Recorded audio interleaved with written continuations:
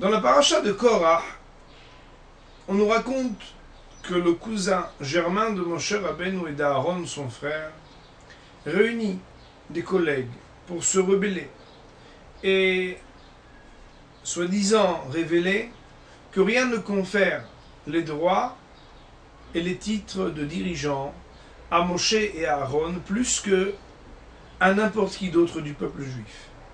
Madoua titnaseu al ke'al Hashem. Pourquoi est-ce que vous seriez plus important que tout le reste du peuple? Nous sommes aussi dignes d'être des prophètes. Nous sommes des gens importants. C'est la jalousie qui s'emporte de Korah et ses acolytes. La jalousie, nous disent nos sages, elle provient de deux oublis. Oublier qui est Dieu et oublier qui en est soi-même. Oublier qui est Dieu, pourquoi? Eh bien, tout simplement, Akadosh Baruch Hu, c'est lui qui donne à chacun ce dont il a besoin. S'il a donné à mon voisin quelque chose que je ne possède pas, c'est très certainement parce qu'il en a besoin ou qu'il le mérite, et pas moi. Se rappeler qui l'on est, eh bien, c'est tout simplement parce que lorsqu'on jalouse, on se dit qu'on est mieux que l'autre. Il a certains défauts que je n'ai pas, et mes qualités devraient me conférer ce qu'il a pu recevoir. Cependant, eh bien, nos sages dans le traité de Kiddushin vont nous dire Kol haposel bemumou posel.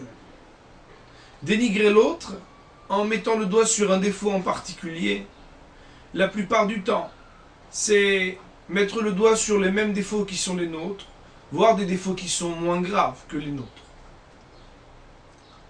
La jalousie, elle s'est emparée de Korah et de son assemblée, et la terre va les engloutir.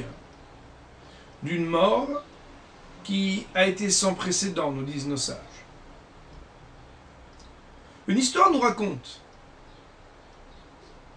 que Rav Isser Zalman Meltzer, l'auteur du fameux Even HaEzel, ouvrage de référence sur le Rambam Maïmonide, était une fois assis pour étudier la Torah avec un de ses proches parents, le Rav David Finkel. Alors, comme on le sait, Chol HaMoed sont les demi-fêtes pour lesquelles il y a un grand nombre d'interdits et quelques permissions qui sont Mishum Efsed, pour ne pas causer de grandes pertes trop longtemps à chacun d'entre nous. En effet, ces demi-fêtes sont prises en sandwich entre les premiers jours de Yom Tov et les derniers, pendant la Pâque juive et aussi pendant la fête des cabanes, Pessah et Sukkot. Et étant donné qu'il s'agit d'une semaine de jours ouvrables, il y a certaines permissions de la Torah. Rabbi Zalman Meltzer de dire à Rav David, amène-moi donc s'il te plaît du papier et de quoi écrire. Alors il s'écrit, mais Chol HaMoed, aujourd'hui c'est un jour de demi-fête. Sous-entendu, il est interdit d'écrire, à part pour des causes très importantes. Et le Rav de lui dire Pikuach Nefesh. Il s'agit ici d'une question de vie ou de mort. Alors, bien sûr, Rav David Finkel lui amène de quoi écrire. Il écrit quelques mots et après, il prend un petit bout de papier qu'il met dans sa poche et il dit « Maintenant tout va mieux, on peut recommencer à étudier. » Mais vous imaginez bien, Rav David Finkel se pose une grande question. Comment est-il possible que le Rav, il y a quelques secondes seulement, me dise qu'il y a une question de vie ou de mort et qu'en écrivant quelques mots, il soit déjà apaisé, il a résolu son problème. Alors le Rav, le voyant surpris, lui révèle le secret.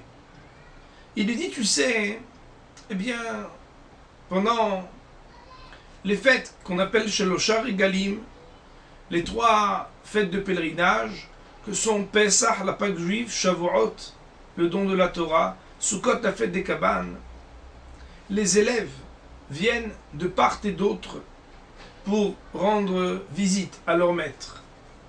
C'est ce qu'on appelle Akbalat Penerabo Baregel, venir visiter son maître et prendre des bénédictions pendant la fête.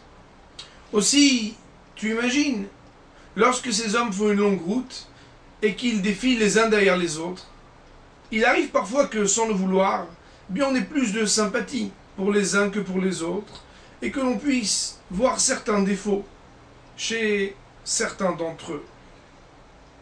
Alors, d'habitude, eh bien, j'écris un verset avant l'entrée du premier Yom Tov de la fête, que je garde avec moi précieusement, et que j'ai sous la main lorsque les uns et les autres entrent pour me visiter. Ce verset, c'est un verset des Proverbes, qui dit la chose suivante.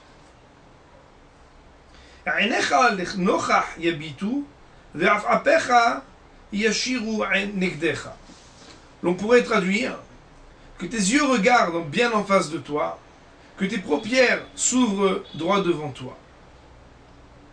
Et tu sais, lui dit Rav Isser Zalman à Rav David Finkel, un grand maître, le Netivot, avait expliqué de ce verset que lorsque tes yeux regardent bien en face, c'est-à-dire que tu vois en face de toi des défauts, c'est-à-dire lorsque il y a quelque chose chez celui qui est en face de toi qui te dérange, eh bien, il faudra absolument que Apecha Yashiru Negdecha, que tu te regardes toi-même, autrement dit que tu considères avant tout tes propres défauts. Cela veut dire que, afin de ne jamais juger mal celui qui aura fait l'effort de venir me voir, quelle que soit son apparence, quel que soit ce que je peux savoir même de ses qualités et de certains de ses défauts, il faudra que j'ai devant moi un petit bout de papier. Et que dès que je puisse sentir quelque chose qui me dérange chez l'autre, Bar Minan, eh bien, je puisse regarder ce papier et me rappeler de mes propres défauts. Regarder les défauts des autres, c'est tellement facile. Ça nous amène à se sentir supérieur, à les jalouser, à les mépriser, Dieu préserve. Mais nos sages nous enseignent que ce péché de la jalousie, il est parce qu'on oublie que soi-même, nous avons aussi de gros défauts. Et il est important, avant de faire des réprimandes et avant de poser un mauvais regard sur l'autre, d'être bien conscient et d'être bien décidé à travailler sur ses propres défauts à soi. Shabbat Shalom.